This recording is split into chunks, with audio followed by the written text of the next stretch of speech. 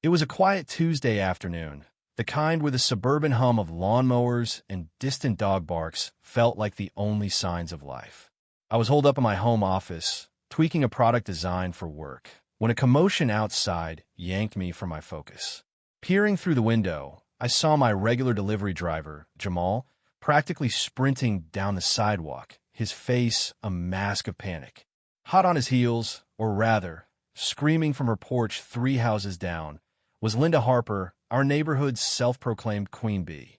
Her perfectly styled blonde bob didn't budge as she hurled threats loud enough to set off every dog on the block. "I'll have you fired for this, you hear me? I run this HOA." Her voice was a piercing siren, and I swear the birds stopped chirping. I knew Linda all too well. She'd been the HOA president for years, wielding her title like a dictator over our little cul-de-sac in Maple Grove. She was the type to measure your grass with a ruler and send you a violation notice if your mailbox wasn't the exact shade of eggshell beige. As she stormed back into her house, slamming the door so hard her wind chimes clanged, I figured that was the end of it. But 2 minutes later, she was back outside, pacing her pristine porch like a caged tiger, scanning for something that wasn't there. Her eyes locked onto my window, and before I could duck, she was marching across her lawn, finger jabbing toward me.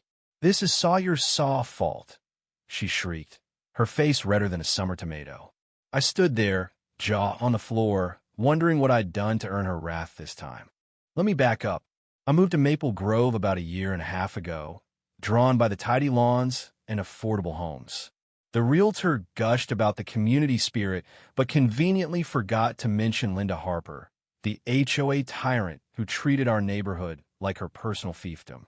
I'm a product designer for a tech startup, which means I get a steady stream of packages, prototypes, materials, you name it. Add in my weekend hobby of building custom drones, and my porch sees more boxes in a week than most folks get in a year. Jamal, my delivery guy, is a gem. He's careful with my stuff, tucking packages out of sight from the street, and even texting me when something pricey shows up.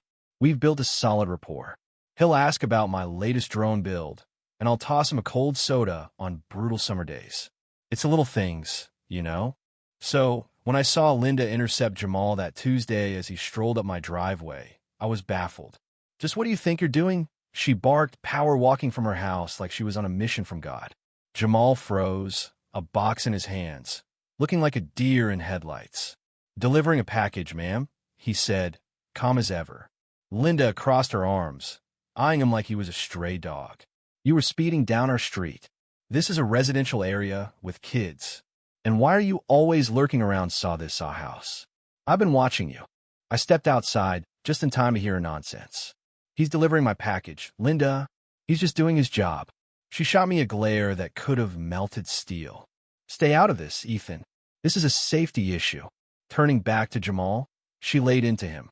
"I know exactly how fast delivery trucks can go in this neighborhood, and you were at least 5 miles over the limit." Jamal, ever the pro, nodded. "I'm sorry if I was too fast, ma'am. I'll slow down." He handed me my package, avoiding eye contact, and hightailed it to his truck, skipping our usual chat. "Thanks for your concern, Linda," I said, forcing a smile. She sniffed, unimpressed. "I'll decide what's concerning. I'm keeping an eye on all commercial traffic here."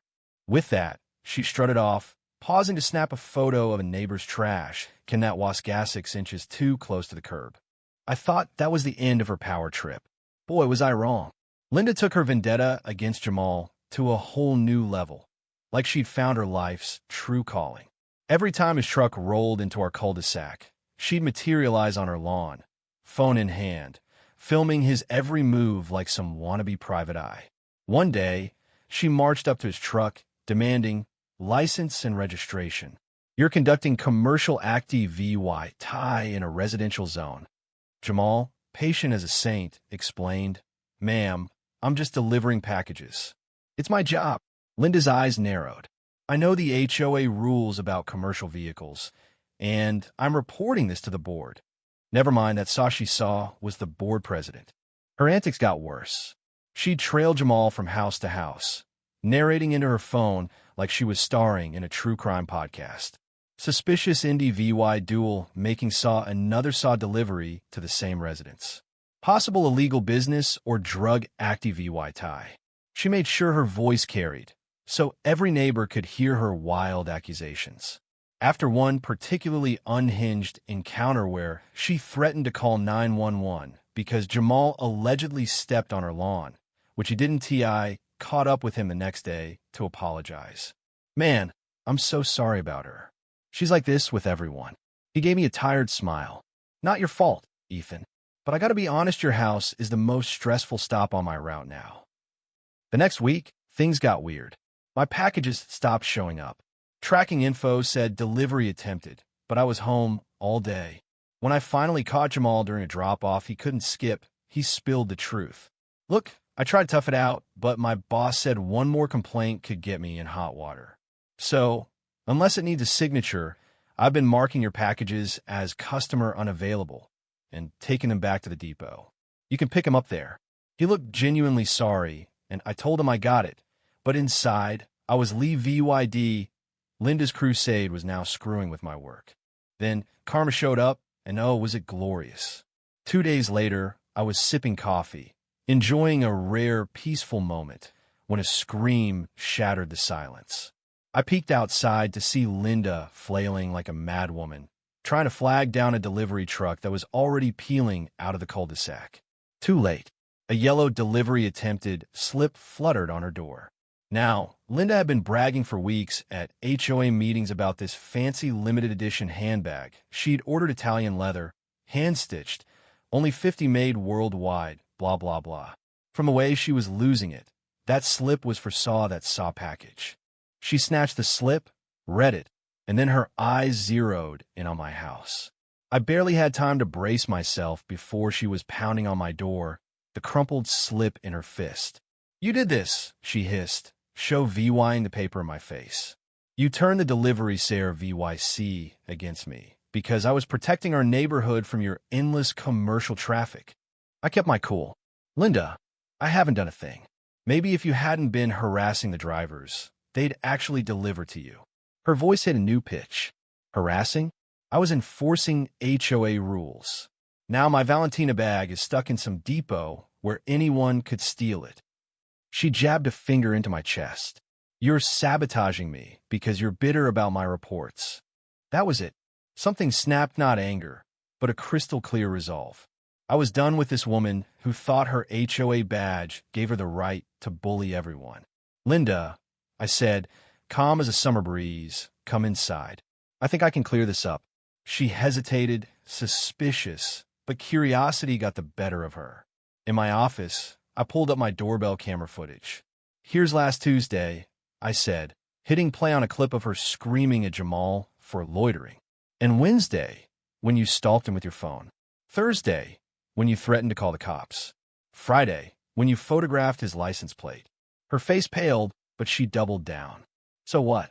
I was documenting VY olations. I leaned back. I sent these VY Deos to the delivery company's customer care, VYC.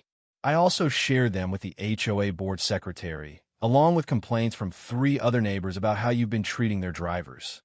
Her mouth flapped open, then shut. You can't do that. I'm the president. Those VY Deos were taken without my consent. I shrugged. They're from my property, capturing public events. Totally legal. The delivery company's investigating, and the HOA board's holding an emergency meeting tomorrow night. Her bravado cracked. You're bluffing, she whispered, but her voice trembled. I wasn't bluffing. The delivery company wasn't messing around when it came to employee harassment, especially with VY Deo proof.